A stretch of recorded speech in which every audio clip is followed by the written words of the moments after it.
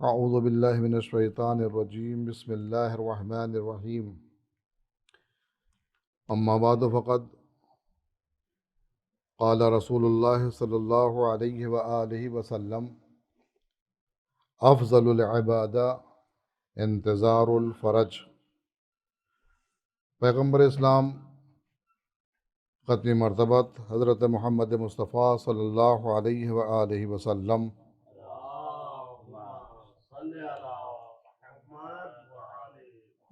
کا ارشاد گرامی ہے کہ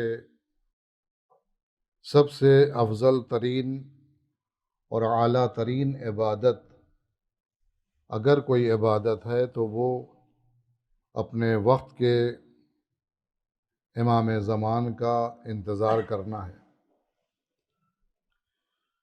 مذہب تشیع کے اندر ایک عقیدہ جو بہت ہی انسان ساز، کردار ساز اور انسان کو صبر کی طاقت اور اس کے اندر مضبوطی پیدا کرنے والا عقیدہ ہے، اس عقیدے کا نام عقیدہ مہدویت ہے، یعنی اپنے وقت کے امام کا انتظار کرنا، امام زمانہ کا انتظار کرنا۔ یہ وہ عمل ہے کہ جو اللہ نے ہم پر ضروری قرار دیا ہے اور پیغمبر اسلام نے اس کو افضل عبادت قرار دیا ہے۔ یعنی جیسے نماز، روزہ، حج، زکوٰۃ یہ عبادت ہے، بندگی پروردگار ہے، ویسے ہی اپنے وقت کے امام کا بھی انتظار عبادت کہلاتا ہے اور بندگی کہلاتی ہے۔ یعنی اگر کوئی واقعاً سچے معنوں کے اندر بندے پروردگار اگر ہے کوئی، تو اسے اپنے وقت کے امام کا انتظار کرنا چاہیے۔ اسی لیے مسئلہ انتظار کو بہت زیادہ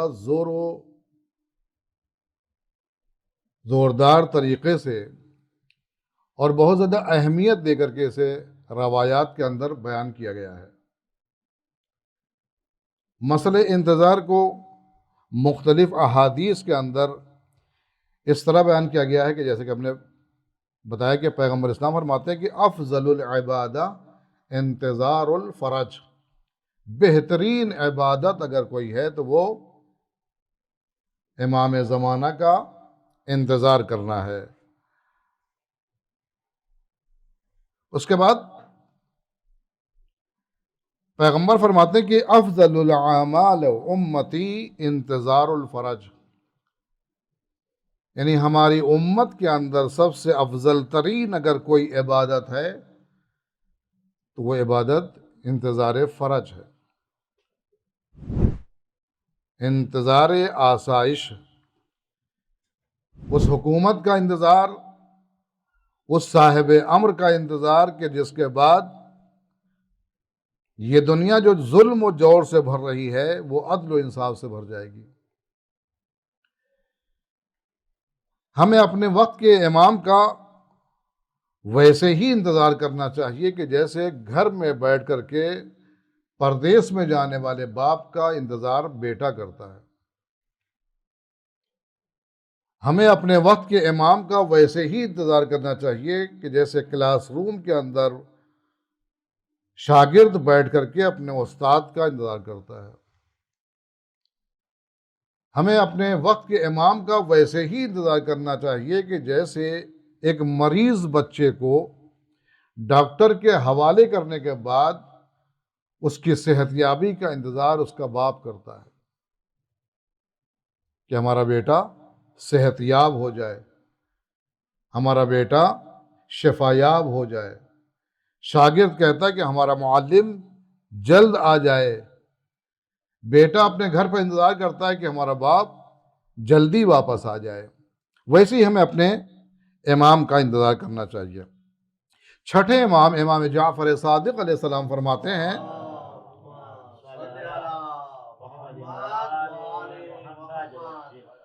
کہ المنتظر للثانی عشر کالشاہر سیفہ بین ید رسول اللہ۔ چھٹے امام فرماتے ہیں کہ 12ویں امام کا یعنی 12ویں رہبر کا انتظار کرنا ایسے ہی ہے کہ جیسے کوئی پیغمبر کے ہم رکاب ہو کر کے اللہ کی راہ میں جہاد کر رہا ہو. یعنی جو اجر و ثواب اللہ نے پیغمبر کے ساتھ ہم رکاب ہو کر کے ان کی ہمراہی میں رہ کر کے جہاد فی سبیل اللہ کا ثواب رکھا ہے، وہی ثواب منتظر کا بھی رکھا ہے کہ جو اپنے وقت کے امام کا انتظار کرتا ہے. اب سوال یہ پیدا ہوتا ہے کہ انتظار ہے کیا؟ انتظار کہتے کسے؟ یہ فلسفہ انتظار کیا ہے؟ کہتے ہیں انتظار کا مطلب سو جانا نہیں ہے کہ آدمی کسی کا انتظار کر رہا تو سو گیا، جب اٹھے گا تو وہ آ جائے گا.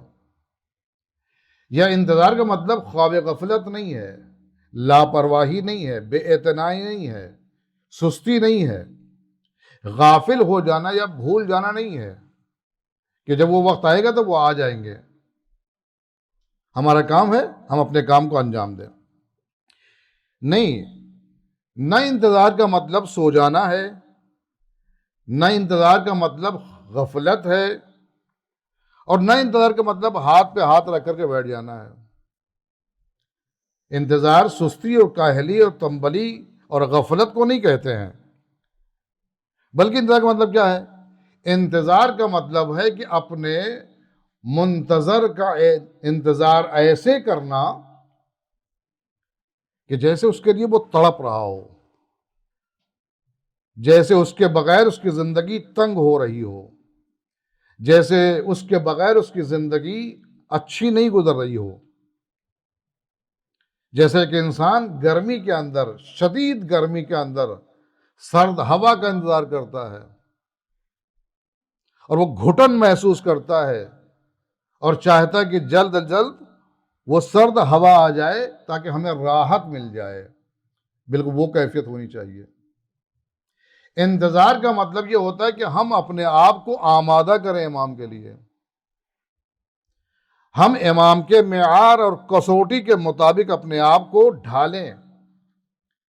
انتظار کا مطلب یہ ہوتا ہے کہ اپنے آپ کو سنوارنا. انتظار کا مطلب ہوتا ہے سماج اور سوسائٹی کے اندر وہ ماحول بنانا کہ جو امام زمانہ چاہتے ہیں. وَتَوَاصَوْا بِالْحَقِّ وَتَوَاصَوْا بِالصَّبْرِ، یعنی خود بھی آدمی صابر ہو اور صبر کا حکم بھی دے، خود بھی انسان حق پرست ہو اور حق کی نصیحت بھی کرے. تو یہ انتظار کا فلسفہ ہے کہ انتظار کا مطلب یہ ہوتا ہے کہ انتظار انسان کو بیدار رکھتا ہے، سونے نہیں دیتا ہے. اگر کوئی دوست جو بہت مہم ہو آپ کا، بہت قریبی ہو آپ کا، بہت عزیز ہو آپ کا، اگر وہ کہے کہ آج کی شب میں تمہارے گھر پر پہنچنے والا ہوں، تو اسے رات بھر نیند نہیں آتی ہے. کبھی خود کو تیار کرتا ہے، کبھی گھر کو تیار کرتا ہے، کبھی خود کو سجاتا ہے، کبھی گھر کی جو ہے ڈیکوریشن کرتا ہے، کبھی کھانے پینے کا انتظام کرتا ہے، کبھی دروازے پہ جا کے انتظار کرتا ہے، کبھی کرسی پہ بیٹھ کر کے سوچتا ہے، رابطہ کرنے کی کوشش کرتا ہے. ہم وقت اس کے ذہن کے اندر یہ رہتا ہے کب ہمارا دوست آ جائے گا. تو یہ کیفیت ہماری ہونا چاہیے. اگر ہم اپنے امام کا انتظار کر رہے ہیں تو ہمیں ہر وقت امام کے انتظار کے اندر چوکنا رہنا چاہیے. آپ دیکھیں اگر ایئرپورٹ کے اوپر آپ کسی کا انتظار کرتے ہیں تو کیسے انتظار کرتے ہیں؟ آپ آنکھیں آپ کی چاروں طرف دیکھ رہی ہوتی ہیں، کبھی دائیں طرف جاتے ہیں، کبھی بائیں طرف جاتے ہیں، کبھی گیٹ پہ جاتے ہیں، کبھی ادھر جاتے ہیں، کبھی ادھر جاتے ہیں، کبھی ان سے پوچھتے ہیں، کبھی ان سے پوچھتے ہیں کیا وہ مسافر آیا، کیا وہ آنے والا دکھائی دیا، کیا اس کے کچھ آثار نمودار ہوئے، اس کے آنے کی امید کتنی ہے. تو یہ طلب جو انسان کی ہے، یہ کیفیت جو ہے، یہ کیفیت اگر ہمارے اندر پیدا ہو گئی تو ہم واقعی منتظر ہیں امام زمانہ کے. لیکن اگر اس طرح کی کوئی کیفیت نہیں ہے تو پھر اس کا مطلب یہ ہے کہ ہم عقیدہ تو رکھتے ہیں امام زمانہ کا لیکن انتظار نہیں کر رہے ہیں. اور انتظار ہمارے عقائد میں سے ہے، عقیدہ مہدویت ہمارے انتظار میں سے ہے. عقیدہ مہدویت کا مطلب یہ بالکل نہیں ہوتا ہے کہ امام زمانہ پردہ غیب کے اندر ہے اور ہم دنیا کے اندر ہیں، ہم اپنا کام کریں گے، امام زمانہ اپنا کام کریں گے، جب وہ آئیں گے تو وہ اپنا کام انجام دیں گے یہاں پر۔ ایسا بالکل نہیں ہے۔ آج بھی اگر وہ پردے کے اندر ہیں تو ہمارے رابطے کے اندر ہیں، ہمیں فائدہ پہنچا رہے ہیں۔ ان کے لیے تو کہا گیا کہ وہ ایسے ہی فائدہ پہنچاتے ہیں، یعنی امام زمانہ اپنے چاہنے والوں کو ایسے ہی فائدہ پہنچاتے کہ جیسے بادل کے پیچھے سے سورج روشنی پہنچاتا ہے۔ تو اگر امام زمانہ ہمیں فائدہ پہنچا رہے ہیں پردے میں رہ کر کے، تو کیا ہمارے اندر وہ انتظار کی کیفیت ہے جو پردے کے باہر رہ کر کے ہونی چاہیے؟ کیا ہم امام زمانہ کو فائدہ پہنچا رہے ہیں؟ امام زمانہ کو کون سا عمل فائدہ پہنچائے گا؟ یعنی وہ کون سا عمل ہے کہ جو امام زمانہ کے لیے مفید اور امام زمانہ کو خوش کرنے والا ہے؟ خود امام نے فرمایا کہ تم ہماری ذلت کا سبب نہ بننا، ہماری عزت کا سبب بننا۔ یعنی امام زمانہ کا اپنے چاہنے والوں سے مطالبہ اور ڈیمانڈ اور خواہش یہ ہے کہ تم ایسا کام کرو کہ جس سے ہماری عزت میں اضافہ ہو۔ ہر شریف باپ اپنے بیٹے کے اندر شرافت دیکھنا چاہتا ہے، ہر عزت دار باپ اپنے بیٹے کے اندر عزت اور وقار دیکھنا چاہتا ہے، اور چاہتا ہے کہ سماج و سوسائٹی کے اندر جب اس کے بیٹے کو کوئی دیکھے تو کہے کہ ہاں یہ کسی عزت دار کا بیٹا ہے، ہاں یہ کسی شریف کا بیٹا ہے۔ تو وہ رابطہ اور وہ کیفیت ہمارے اندر ہونی چاہیے کہ جس کے ذریعے سے امام زمانہ کی عزت میں اضافہ ہو۔ لہذا انتظار کا مطلب یہ ہوتا ہے کہ انسان اپنے آپ کو سنوارے، اپنے آپ کو سجائے، اپنے آپ کو آمادہ کرے۔ اب دیکھیں، روایت کے اندر ملتا ہے کہ غیبت کی جو طولانی ہے کیفیت، یعنی غیبت جو اتنی طولانی ہو گئی ہے امام زمانہ کی، اس کے اندر سبب دشمن نہیں ہے بلکہ دوست ہے۔ یہ روایت ہے کہ امام زمانہ کی غیبت میں جو اتنا طول ہو رہا ہے، یہ طول کا سبب دشمن نہیں ہے بلکہ دوست ہے۔ اور یہ ہم سے شیطان چاہتا بھی ہے، ہم سے شیطان چاہتا بھی ہے۔ شیطان ایک مرتبہ، روایت میں کہ شیطان ایک مرتبہ بہکا کر کے، گمراہ کر کے، وسوسہ پیدا کر کے واپس آ رہا تھا، اپنے دوست احباب کے درمیان میں آیا تو کافی خوش تھا۔ اس کی خوشی کی وجہ پوچھی کہ اتنا مسرت کیوں ہے، اتنی خوشی کیوں ہے؟ تو اس نے کہا کہ آج میں نے بہت بڑا کام کیا ہے۔ دیکھیں، شیطان جو بہکاتا ہے، انسان جس عقیدے کا مالک ہوتا ہے، جس عمل کے اندر اس کا زیادہ دل لگتا ہے، اسی اعتبار سے بہکاتا ہے، الگ سے کسی حکم کو جو ہے اس کے اوپر لاگو نہیں کرتا ہے۔ یعنی آپ عقائد کے اندر اگر زیادہ منہمک ہیں تو عقائد میں بہکائے گا، اگر آپ اعمال کے اندر زیادہ جو ہے منہمک ہیں تو اعمال کے اندر بہکائے گا، اگر آپ کا اخلاق بہت زیادہ اچھا ہے تو اس کے اعتبار سے بہکائے گا، اگر آپ سماجی اور معاشرتی کام، سوشل ورک زیادہ کرتے ہیں تو اس کے اندر بہکائے گا آپ کو۔ تو یہ بہکانے کے اس کے انداز ہوا کرتے۔ وہ واپس آ رہا تھا، احباب نے کہا کہ جو ہے اتنا خوش کیوں ہو؟ کہا کہ آج میں نے شیعوں کو بہکایا ہے۔ تو اس نے کہا ان کو بہکانے کا کیا فائدہ ہے، راز کیا ہے؟ تو شیطان کہتا ہے کہ چونکہ جب ان کے امام زمانہ آ جائیں گے تو ہمارا یہ کاروبار گمراہی جو ہے بند ہو جائے گا،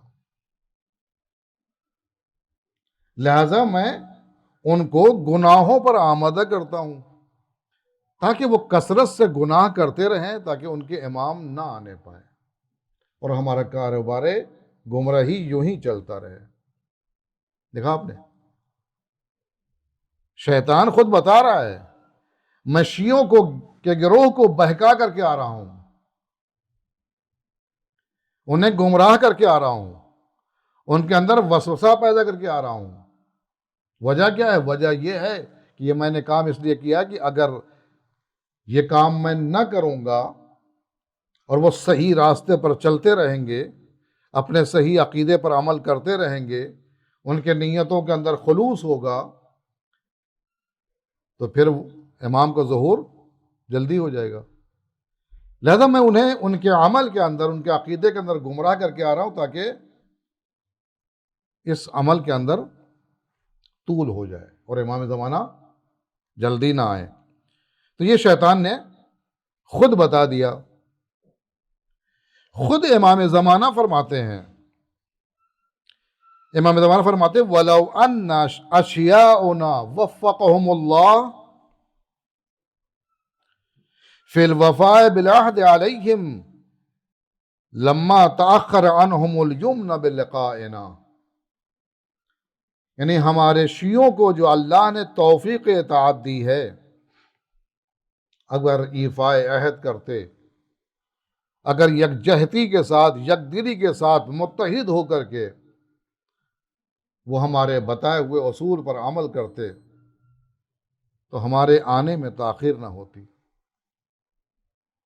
وہ تو شیطان نے کہا کہ ہم بہکا اس لیے رہے ہیں تاکہ امام ان کے آنے نہ پائیں۔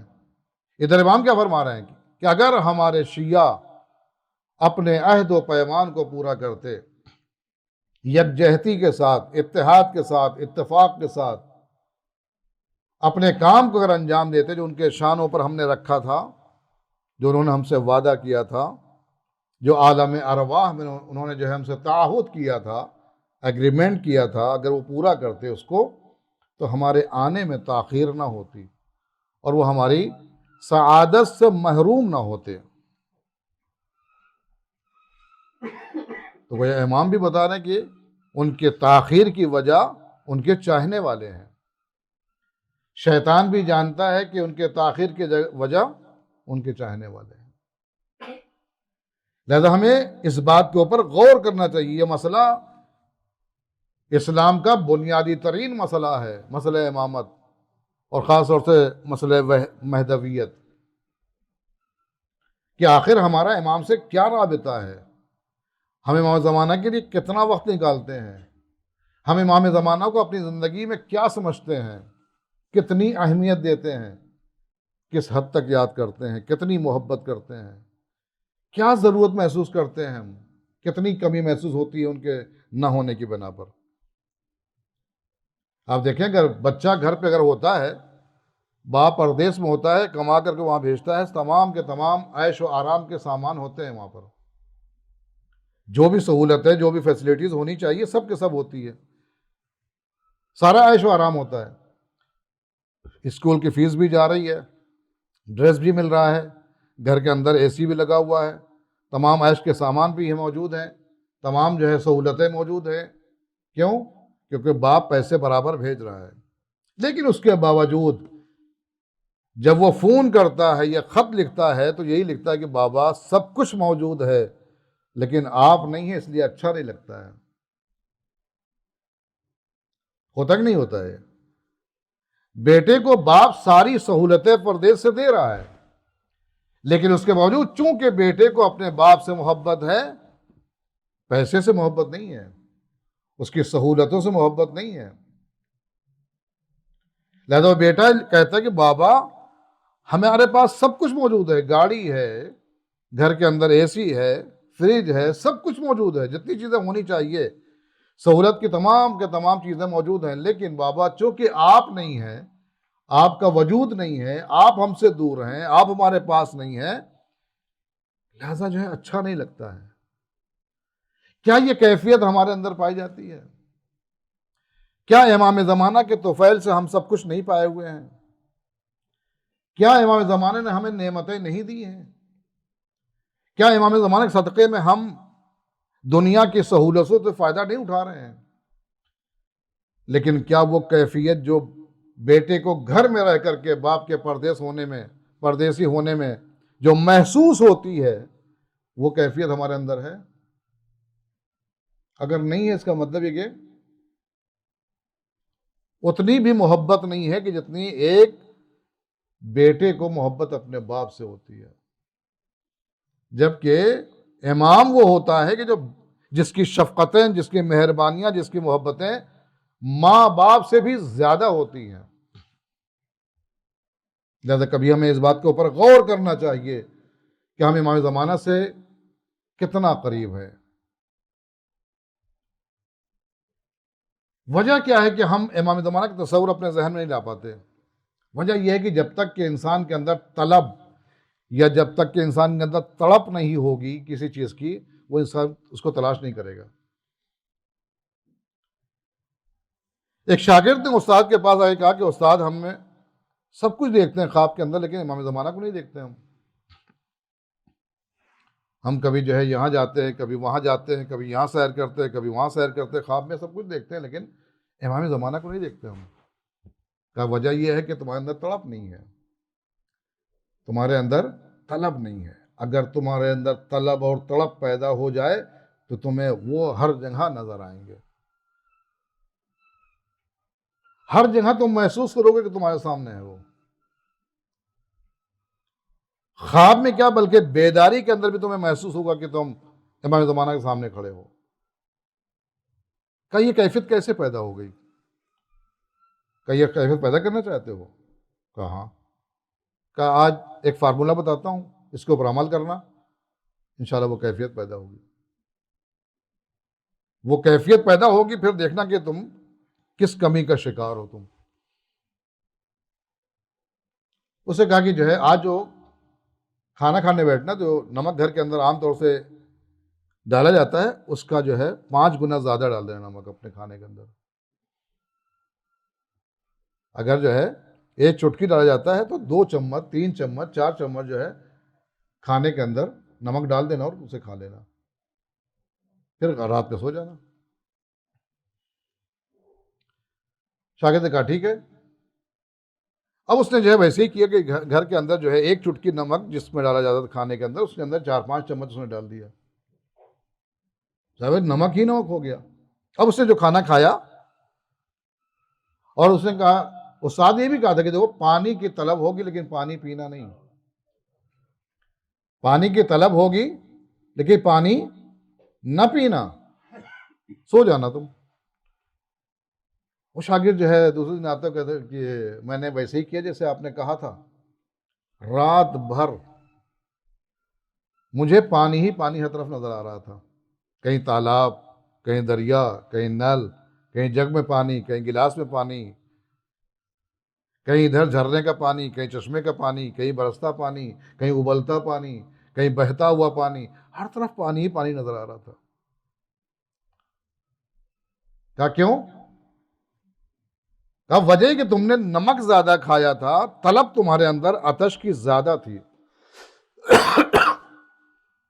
پیاس کی جو ہے تمہارے اندر تڑپ بہت زیادہ تھی،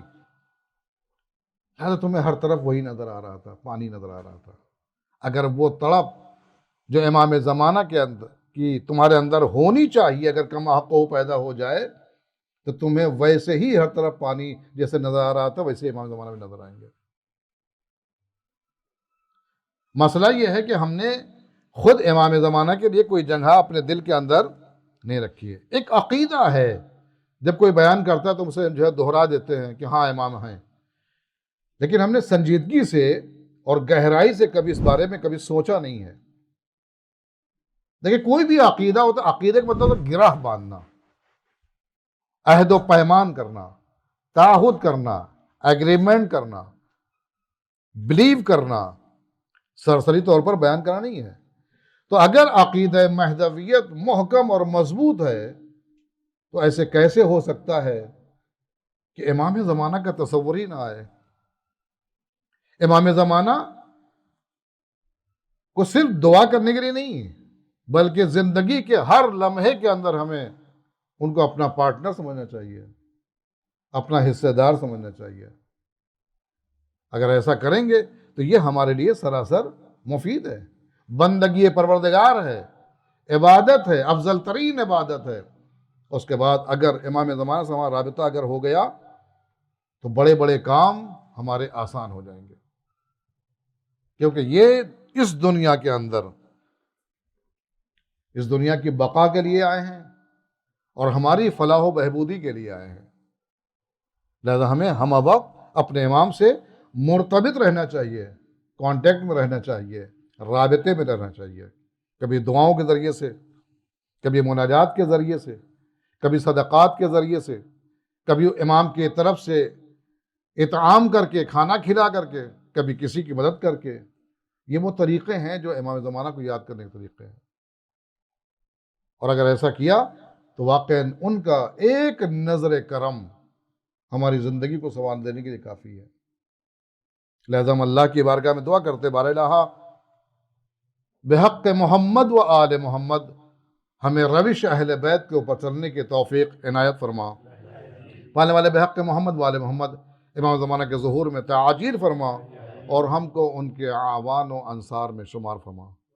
ربنا تقبل منا انک انت السمیع العلیم